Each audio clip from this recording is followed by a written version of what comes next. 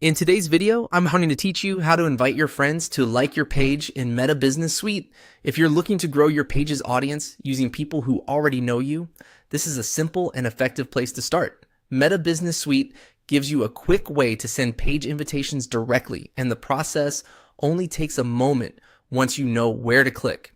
To begin, start from the Meta Business Suite homepage.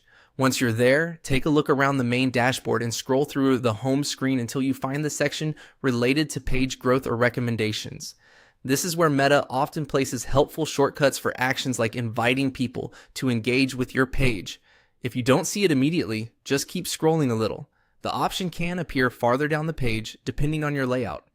When you see the option labeled Invite Friends, go ahead and click it.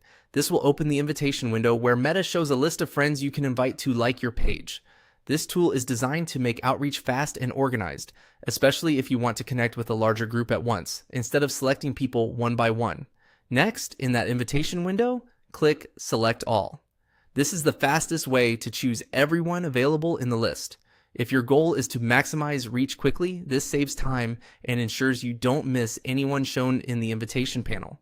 Before moving on, it's a good idea to briefly glance over the selection so you know everything has been marked correctly.